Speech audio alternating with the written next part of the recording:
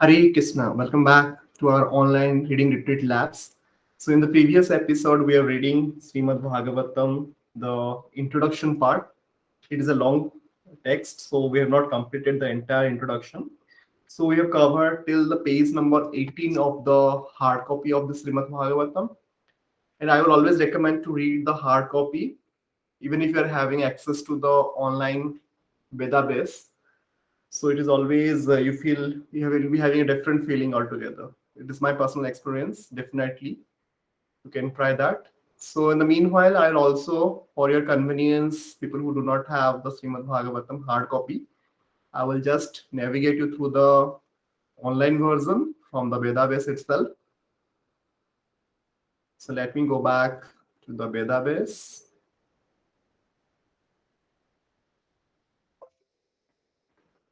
So this is your Vedabase. So we have completed till this paragraph, what the Vedanta says. So today we will be start reading from the this paragraph, the Bhattacharya being a vastly learned man. So here the Bhattacharya means Sarvabhauma Bhattacharya. So the Bhattacharya being a vastly learned man would follow the Lord's sarcastic remarks on the popular Vedantist. He therefore asked him why he didn't ask about any point which he couldn't follow. The Bhattacharya could understand the purpose of his dead silence for the days he heard him. This showed clearly that the Lord had something else in the mind. Thus, the Bhattacharya requested him to disclose his mind. Upon this, the Lord spoke as follows: My dear sir, I can understand the meaning of the sutras like Jarmadi Ashayataha, Sastra Yonit Bhat, and Arhata Brahma Jigyasa of the Vedanta Sutra. But when you explain them in your own way, it becomes difficult for me to follow them. The purpose of the sutras is already explained in them, but your explanations are covering them with something else. You do not purposely take the direct meaning of the sutras, but indirectly give your own interpretations. The Lord thus attacked all Vedantists who interpret the Vedanta Sutra fashionably according to their limited power of thinking to serve their own purpose. Such indirect interpretations of the authentic literatures like the Vedanta Sutra are hereby condemned by the Lord. The Lord continued, Srila Vyasadeva has summarized the direct meanings of the mantras in the Upanishads in the Vedanta Sutra. Unfortunately, you do not take their direct meaning. You indirectly interpret them in a different way. The authority of the Vedas is unchallengeable and stands without any question of doubt, and whatever is stated in the Vedas must be accepted completely. Otherwise, one challenges the authority of the Vedas. The counsel and cow dung are bone and stool of two living beings, but because they have been recommended by the Vedas as pure, people accept them as such because of the authority of the Vedas. The idea is that one cannot set his imperfect reason above the authority of the Vedas. The orders of the Vedas must be obeyed as they stand, without any mundane reasoning.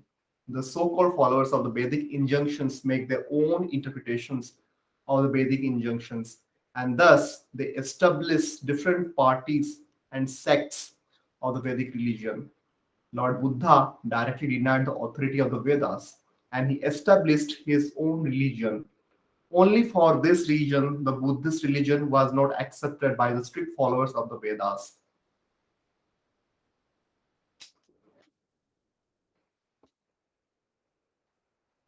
But those who are so called followers of Vedas are more harmful than the Buddhists. The Buddhists have the courage to deny the Vedas directly, but the so called followers of the Vedas have no courage to deny the Vedas. Although indirectly they disobey all the injunctions of the Vedas, Lord Chaitanya condemned this. The examples given by the Lord of the council and the cow dung are very appropriate in this connection. If one argues that since cow dung is pure, the stool of a learned Brahmana is still more pure, his argument will not be accepted. Cow dung is accepted and the stool of a highly posted Brahmana is rejected. The Lord continued. The Vedic injunctions are self-authorized, and if mundane creature adjusts the interpretations of the Vedas, he defies the authority. It is foolish to think of oneself as more intelligent than Srila Vyasadeva. He has already expressed himself in his sutras, and there is no need of help from personalities of lesser importance. His work, the Vedanta Sutra, is as dazzling as the midday sun. And when someone tries to give his own interpretations on the self-effulgent sunlight Vedanta Sutra, he attempts to cover the sun with the cloud of his imagination. The Vedas and Puranas are one and the same in purport. The absolute truth, which is greater than everything else. The absolute truth is ultimately realized as the absolute personality of Godhead with absolute controlling power. As such, the absolute personality of Godhead must be completely full of opulence, strength, fame, beauty, knowledge, and renunciation. Yet, the transcendental personality of Godhead is astonishingly ascertained as impersonal. The impersonal descriptions of the absolute truth in the Vedas is given to nullify the mundane conception of the absolute whole. Personal features of the Lord are completely different from all kinds of mundane features. The living entities are all individual persons, and they are all parts and parcels of the Supreme Whole. If the parts and parcels are individual persons, the source of their emanation must not be impersonal. He is the supreme person amongst all the relative persons. The Vedas inform us that from him, Brahman, everything emanates, and on him everything rests. And after annihilation, everything merges in him only. Therefore, he is the ultimate, dative, causative, and accommodating cause of all causes. And these causes cannot be attributed to an impersonal object. The Vedas inform us that he alone became many, and when he so desires, he glances over material nature. Before he glanced over material nature, there was no material cosmic creation. Therefore, his glance is not material. Material mind or senses were unborn when the Lord glanced over material nature. Thus, evidence in the Vedas proves that beyond a doubt the Lord has transcendental eyes and transcendental mind. They are not material. His impersonality, therefore, is a negation of his materiality, but not a denial of his transcendental personality. So, this is a very important sentence. His personality, therefore, is a negation of his materiality, but not a denial of his transcendental personality. Brahman ultimately refers to the personality of Godhead. Impersonal Brahman realization is just the negative conception of the mundane creations. Paramatma is the localized aspect of Brahman with all kinds of material bodies. Ultimately, the supreme Brahman realization is the realization of the personality of Godhead, according to all evidence of the revealed scriptures. He is the ultimate source of Vishnu Tattvas. The Puranas are also supplementary to the Vedas. The Vedic mantras are too difficult for an ordinary man. Women, Sudras, and the so-called Vaisvan hierarchies are unable to penetrate into the sense of the Vedas. And thus, the Mahabharata and the Puranas are made easy to explain the truths of the Vedas. In his prayers before the boy Sri Krishna, Brahma said that there is no limit to the fortune of the residents of Brajbhumi, headed by Sri Nanda Maharaj and Yashodamaya, because the eternal absolute truth has become their intimate relative. The Vedic mantra maintains that the absolute truth has no legs and no hands, yet goes faster than all and accepts everything that is offered to him in devotion. The latter statements definitely suggest the personal features of the Lord. Although his hands and legs are distinguished from mundane hands and legs or other senses, Brahman, therefore, is never impersonal, but when such mantras are indirectly interpreted, it is wrongly thought that the absolute truth is impersonal. The absolute truth personality of Godhead is full of all opulences, and therefore he has a transcendental form of full existence, knowledge, and beliefs. How then can one establish that the absolute truth is impersonal? Brahman, being full of opulences, is understood to have manifold energies, and all these energies are classified under three headings under this authority of Vishnu Purana, which says that the transcendental energy of Vishnu are primarily three.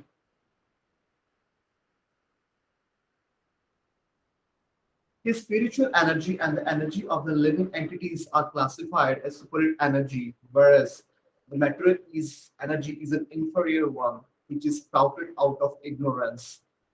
The energy of living entities is technically called Kshetragya energy. This Kshetragya Sakti, although equal in quality with the Lord, becomes overpowered by material energy of ignorance and thus suffers all sorts of material miseries. In other words, the living entities are located in the marginal energy between the superior spiritual and inferior material energy.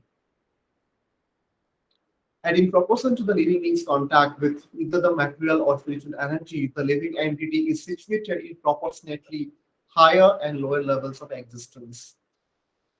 The Lord is beyond the inferior and marginal energy as above mentioned, and his spiritual energy is manifested in the three different phases as eternal existence, eternal bliss, and eternal knowledge. As far as eternal existence is concerned, it is conducted by the Sandhini potency. Similarly, bliss and knowledge are conducted by Hladini and Sambhik potencies, respectively. As a supreme energetic Lord, he is the supreme controller of the spiritual, marginal, and material energies. And all these different types of energies are connected with the Lord in eternal devotional service. The Supreme Personality of Godhead is thus enjoying in his transcendental eternal form. Is it not astounding that one dares to call Supreme Lord non-energetic? The Lord is the controller of all energies, and the living entities are parts and parcels of one of the energies. Therefore, there is a gulf of difference between the Lord and the living entities. How then can one say that the Lord and the living entities are one and the same?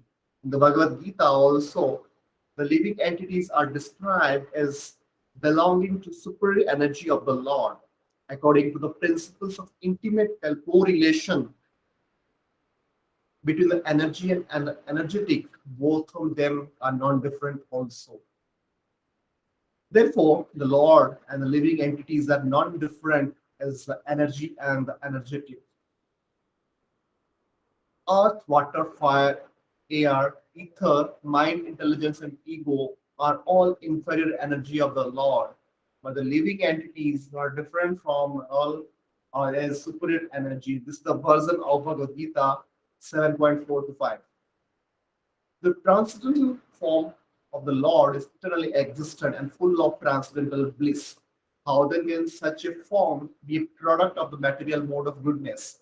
Anyone, therefore, who doesn't believe in the form of the Lord is certainly a faithless demon, and as such is untouchable and not to be seen persona non grata fit to be punished by the Plutonic king. The Buddhists are called atheists because they have no respect for the Vedas. But those who defy the Vedic conclusions, as above mentioned, under the pretense of being followers of the Vedas, are very more dangerous than the Buddhists. Sri Vyasadeva very kindly compiled the Vedic knowledge in his Vedanta Sutra. But if one hears the commentation of the Mayavad school as represented by the Sankara Sampradaya, certainly he will be misled on the path of spiritual realization. The theory of emanations is the beginning subject of the Vedanta Sutra. All the cosmic manifestations are emanations from the absolute personality of Godhead by his inconceivable different energies. The example of the touchstone is applicable to the theory of emanation. The touchstone can convert an unlimited quantity of iron into gold, and still the touchstone remains as it is. Similarly, the Supreme Lord can produce all manifested worlds by his inconceivable energies, and yet he is full and unchanged. He is Purna, complete, and although an unlimited number of Purnas emanate from him, he is still Purna. The theory of illusion of the Mayavad school is advocated on the ground that the theory of emanation will cause a transformation of the absolute truth. If that is the case, Vyasadeva is wrong. To avoid this, they have skillfully brought in the theory of illusion, but the world or the cosmic creation is not false. It's maintained by the Mayavada school. It simply has no permanent existence, and non-permanent thing cannot be called false together altogether. But the conception that the material body is the self is certainly wrong. Pranaba, Om, or the Omkar in the Vedas is the primeval hymn. This transcendental sound is identical with the form of the Lord. All the Vedic hymns are based on this Pranava Omkara. Tattvam Asi is but a side word in the Vedic literatures, and therefore this word cannot be the primeval hymn of the Vedas. Sripada Sankaracharya has given more stress on the side word Tattvam Asi than on the primeval principle Omkara.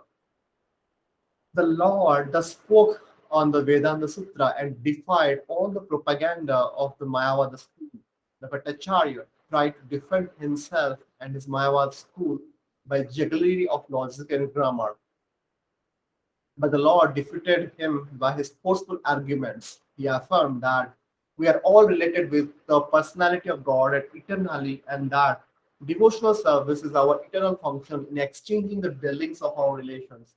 The result of such exchanges is to attain prema, or love of Godhead. When love of Godhead is attained, love for all other beings automatically follows because the Lord is the sum total of all living beings. The Lord said that, but these three items, namely eternal relation with God, exchange of dealings with Him, and the attainment of love for Him, all that is instructed in the Vedas is superfluous and concocted.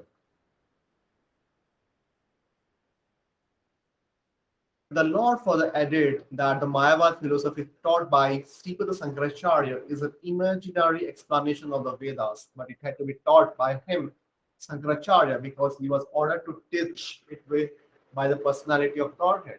In the Padma Purana, it is stated that the personality of Godhead ordered his Lord Siva to deviate human race from him. The personality of Godhead. The personality of Godhead was to be covered so that people will be encouraged to generate more and more population. His Lordship Shiva said to Devi, in the Kali Yuga, I shall preach the Mayava philosophy, which is nothing but clouded Buddhism in the garb of a Brahmana. After hearing all the speeches of the Lord, Sri Chaitanya Mahaprabhu, the Bhattacharya, was struck with wonder and awe and regarded him in dead silence. The Lord then encouraged him with assurance that there was no cause to wonder. I say that devotional service unto the personality of Godhead is the highest goal of human life. He then quoted a sloka from the Bhagavatam 1.7.10 and assured him that even the liberated souls who are absorbed in the spirit and spiritual realization also take to the devotional service of the Lord Hari, because the personality of God has such transcendental qualities that he attracts the heart of the liberated soul too. Then the Bhattacharya desired to listen to the explanation of the Atmaram sloka from the Bhagavatam 1.7.10. The Lord first all asked Bhattacharya to explain it, and after that he would explain it. The Bhattacharya then explained the sloka in a scholarly way with special reference to logic. He explained the sloka in nine different ways, chiefly based on logic, because he was the most renowned scholar of logic of that time. The Lord, after hearing of Bhattacharya, thanked him for the scholarly presentation of the sloka, and then, at the request of the Bhattacharya, the Lord explained the sloka in 64 different ways without touching the nine explanations given by the Bhattacharya. Thus, After hearing the explanation of the Atmaram sloka from the Lord, the Bhattacharya was convinced that such a scholarly presentation is impossible for an earthly creature. Before this, Sri Gopinath Acharya had tried to convince him of the divinity of the Lord, but at the time he couldn't so accept him. The Bhattacharya was astounded by the Lord's exposition of the Vedanta Sutra and explanations of the Atmaram Sloka, and thus he began to think that he had committed a great offense at the lotus feet of the Lord by not recognizing him to be Krishna himself. He then surrendered unto him, repenting for his past dealings with him, and the Lord was kind enough to accept the Bhattacharya. Out of his causeless mercy, the Lord manifested before him first as four-handed Narayana, and then again as two-handed Lord Krishna with a flute in his hand. The Bhattacharya at once fell down at the lotus feet of the Lord and composed many suitable slokas in praise of the Lord by his grace. He composed 100 slokas in praise of the Lord. The Lord then embraced him, and out of transcendental ecstasy, the Bhattacharya lost consciousness of the physical state of life. Tears, trembling, throbbing of the heart, perspiration, emotional waves, dancing, singing, crying, and all the eight symptoms of trance were manifested in the body of the Bhattacharya. Sri Gopinath Acharya became very glad and astonished by this marvelous conversion of his brother-in-law by the grace of the Lord. One of the 100 celebrated slokas composed by the Bhattacharya in praise of the Lord, the following two are most important, and these two slokas explain the mission of the Lord in gist. First one, let me surrender unto the personality of Godhead who has appeared now as Lord Sri Chaitanya Mahaprabhu. He is the ocean of all mercy and has now come down to teach us material detachment, learning, and devotional service to Himself. Second one, since pure devotional service of the Lord has been lost in the oblivion of time, the Lord has appeared to renovate the principles, and therefore I offer my obeisances unto His lotus feet. The Lord explained the word mukti to be equivalent to the word Vishnu, or the personality of Godhead. To attain mukti, or liberation from the bondage of material existence, is to attain to the service of the Lord. The Lord then proceeded towards South India for some time and converted all he met on the way to become devotees of Lord Krishna. Such devotees also converted many others to the cult of devotional service or to the Bhagavat Dharma of the Lord. And thus he reached the bank of the Godavari, where he met Srila Ramananda Rai, the governor of Madras. On behalf of Maharaj Prataprudra, the king of Odisha, the talks with Ramananda Rai are very important for high realization of transcendental knowledge, and the conversion itself of the small booklet we shall however give herewith a summary of the conversation. So today we will stop here. From tomorrow onwards, we will start from here, this paragraph. Sri Ramananda Roy was a self-realized soul. From here, today we will start. Now we will go back to our book. We will see how much we have covered from the book itself.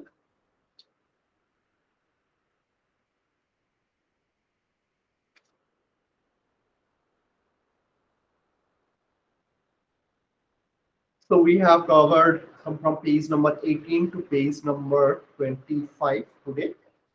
So tomorrow we will start with the page number 25 of this hard copy book.